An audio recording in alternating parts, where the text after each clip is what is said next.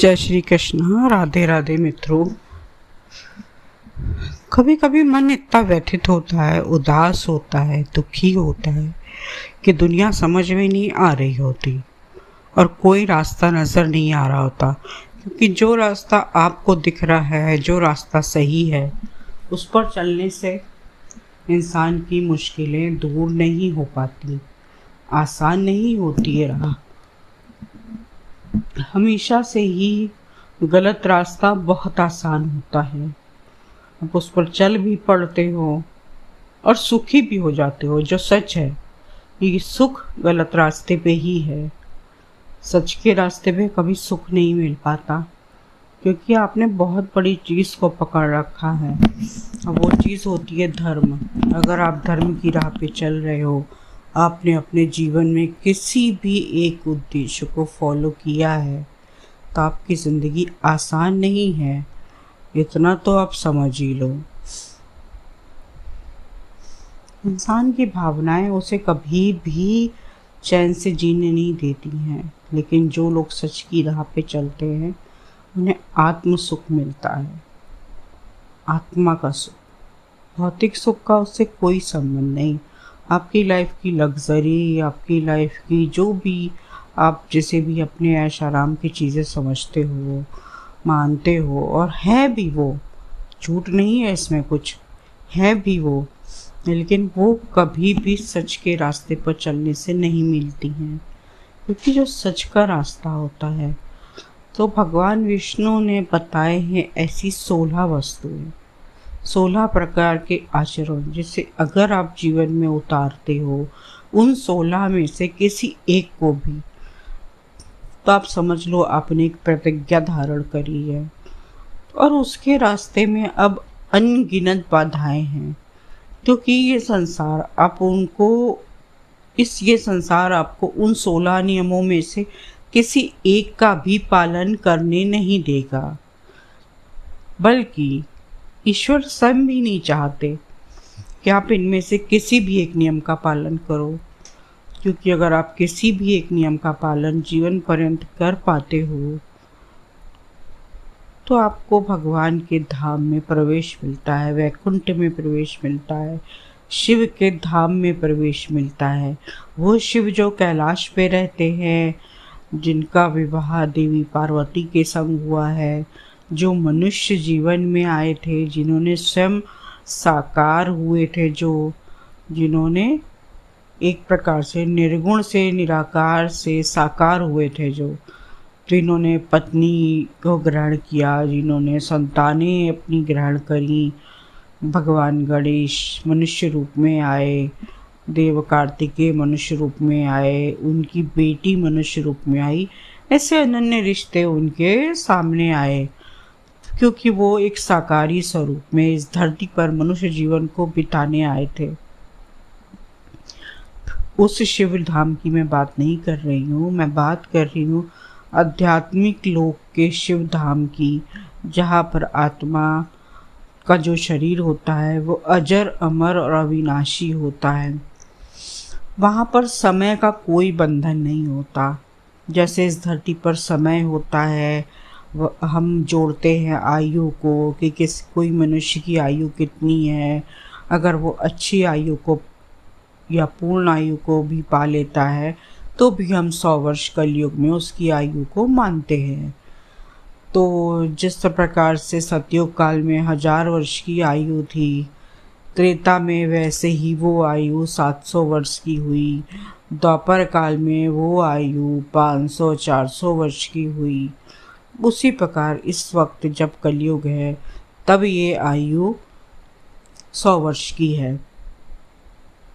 और जैसे जैसे कलयुग और आगे बढ़ेगा, जो कि बढ़ना ही है, क्योंकि आगे आने वाला वक्त तो कलयुग ही है, तो आप उसमें आयु धीरे धीरे इसी तरह कम होती जाएगी, लेकिन आप उसे एक टाइम जोन में, यानी कि समय की अवधि में मान सकते हो।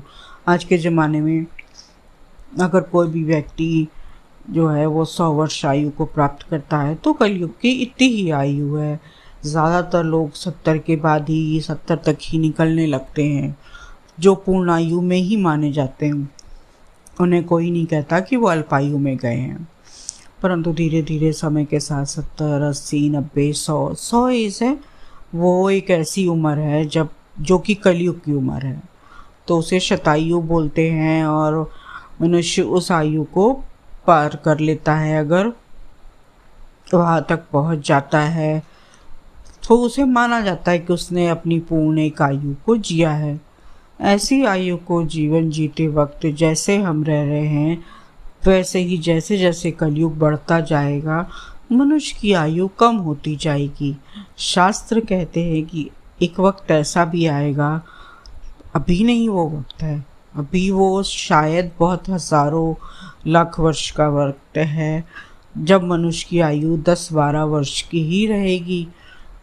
पर क्या वो 10-12 वर्ष में उन सभी सुखों का उपभोग कर पाएगा जैसे आज मनुष्य 70, 80, 90 साल में सुख का उपभोग करता है, 100 वर्ष में उपभोग करता है?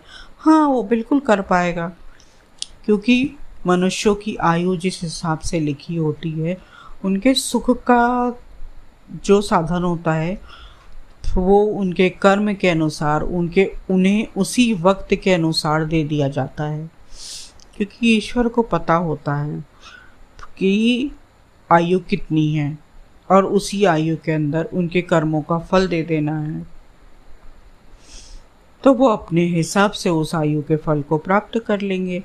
परंतु जो समय आज चल रहा है, उस समय में जो आयु मनुष्यों की चल रही है, जो वक्त चल रहा है, समय है, आज क्या ऐसा नहीं लगता कि मनुष्य अपने जीवन के लक्ष्य को भूल चुका है?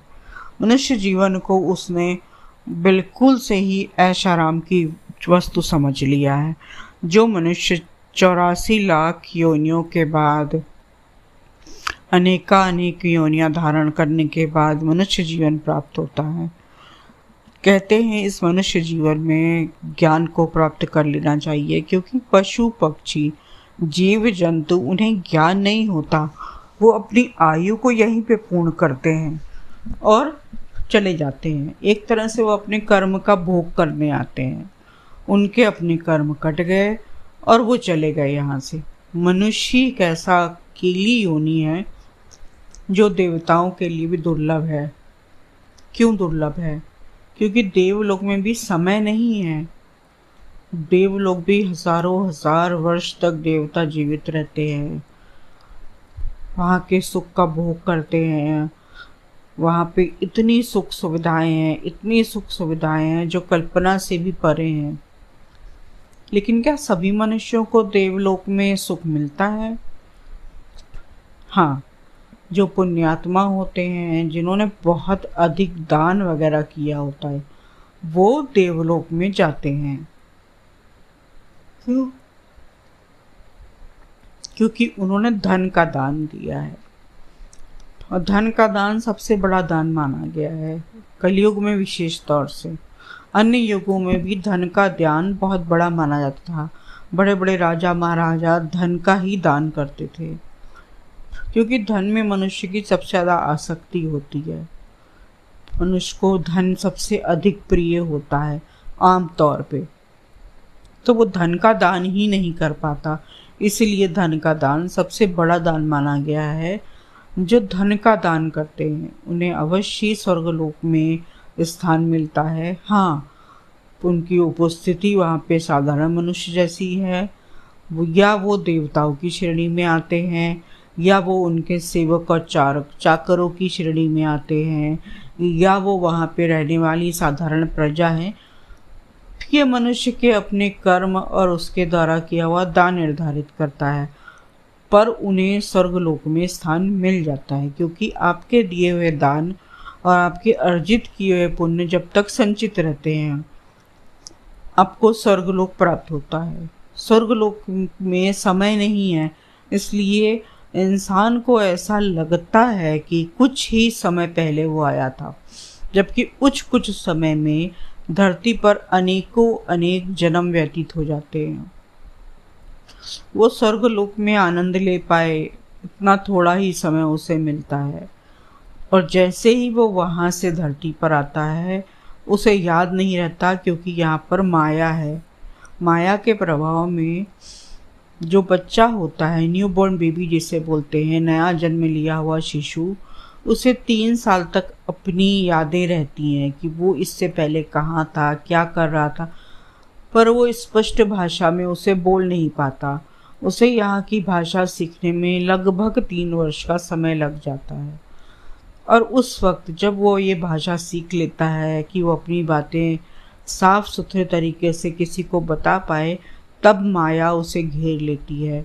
उसे यहाँ के मोह बंधन घेर लेते हैं। वो यहाँ पर आकर उन सब चीज़ों को भूल जाता है। उसे तो ये भी ज्ञान नहीं कि वो स्वर्गलोक से आया है या वो किसी और देवलोक से आया है या वो नरक लोक से आया है। उसे कुछ भी पता नहीं, वो एक अबोध होता है। और माया के अनुसार वो यहाँ पर सब चीज़ों को भूल जाता है और जो रिश्ते उसे यहाँ मिलते हैं वो उन्हें ही सत्य समझ लेता है। फिर माता पिता के दिखाए रास्ते पर वो चलने लगता है। हालांकि उसके अंदर आत्मज्ञान होता है और आत्मा उसी के हिसाब से निर्णय करती है। कई बार आपने देखा होगा, आप बच्चे को बहुत फोर्सफुली, ज़बरदस्ती कुछ चीज़ें सिखाने की कोशिश करते हो, पर बच्चा उन चीज़ों को सीख ही नहीं पाता। ऐसे में माता पिता झिकने लगते हैं। पेरेंट्स को लगता है कि हम बच्चे को इतना कुछ सिखा रहे हैं पर वो सीख नहीं रहा। उसका वजह क्या है? क्योंकि उसकी आत्मा को कुछ और करना है। उसका लक्ष्य पहले से ही निर्धारित है। उसकी कहानी कहीं पहले ही लिखी जा चुकी है, जो कि उसको बताई भी जा चुकी है। और वो आत्मा जो आपके बच्चे के रूप में जन्म लेकर आई है, उसने उन सब चीज़ों को पहले ही एग्री किया है, धारण किया है। उसने माना है कि हाँ, वो ऐसी लाइफ को चाहता है, उसे यही जीवन चाहिए है। सब कुछ तय होने के बाद वो जब यहाँ पर आता है, तब वो इन बातों को भूल जाता है, उसे याद नहीं रहता। तो वो स्वयं भी झीकता है। उसे समझ नहीं आता रास्ता, कि उसे नहीं लगता कि उसे क्या करना चाहिए और क्या नहीं। इसे ही दूसरे शब्दों में कहा गया है विधि का विधान, कि विधान जिस तरह का लिख गया, जो किताब एक बार लिख गई है, लिखी जा चुकी है, उसे बदलना हर किसी के बस का नहीं है। कोई बिरला उसे बदल सकता है। अगर आपको ये चैनल अच्छी लगती हो और आपको लाइफ में कुछ भी ये आपको इसमें से अमूल्य लगता हो, तो कृपया इसको लाइक करिए, सब्सक्राइब कीजिए और शेयर कीजिए। फिर मिलते हैं अगले एपिसोड में।